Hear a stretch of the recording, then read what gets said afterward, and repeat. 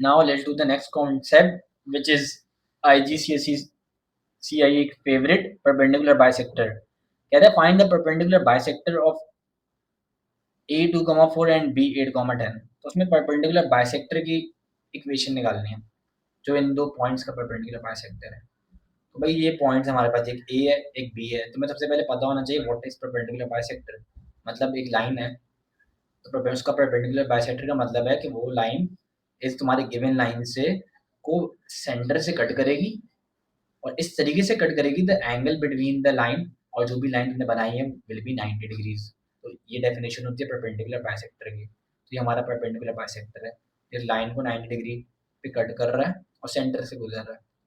तो भाई लाइन की इक्वेशन निकालने के लिए what do you need? You need a point and a gradient, right? तो भाई अब तुम क्या करोगे, सबसे पहले तो पॉइंट निकालो ना. ये point is the mid point of A B. जो mid point of A B है ये ए बी पे भी है पॉइंट ये और तुम्हारे परपेंडिकुलर बाइसेक्टर पर भी है. उससे पहले तो मिड पॉइंट निकाल लो, इससे हमारे पास परपेंडिकुलर बाइसेक्टर पे पॉइंट तो आ जाएगा हमारा.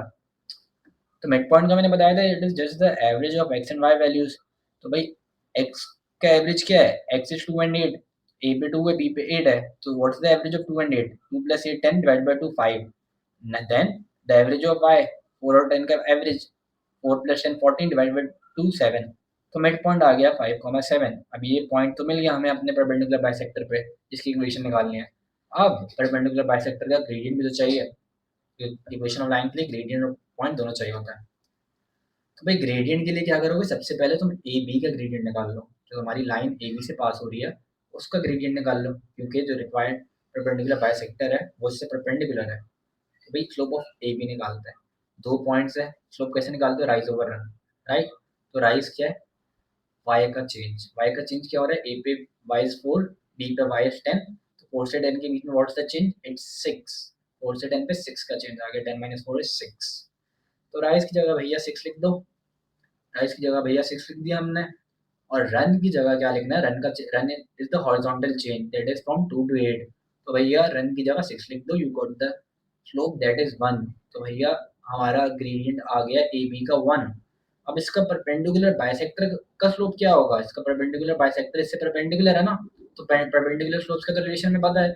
क्या करना है कि ग्रेडियंट को 1 से डिवाइड करना है, पुट द नेगेटिव साइन, तो उसके परपेंडिकुलर स्लोप आ जाता है. परपेंडिकुलर लाइन का स्लोप आ जाता है. तो भाई भैया 1 को 1 से डिवाइड करोगे क्या आएगा? 1 ही आएगा. नेगेटिव साइन पुट कर दोगे तो you will get the slope of a perpendicular slope of that perpendicular bisector which is -1. तो भैया पॉइंट भी आ गया, भैया स्लोप भी आ गया. अब बहुत ही इजी है, इतनी दफा कर चुके हैं कि पॉइंट स्लोप इक्वेशन लिखो. पॉइंट स्लोप इक्वेशन को रट लेना.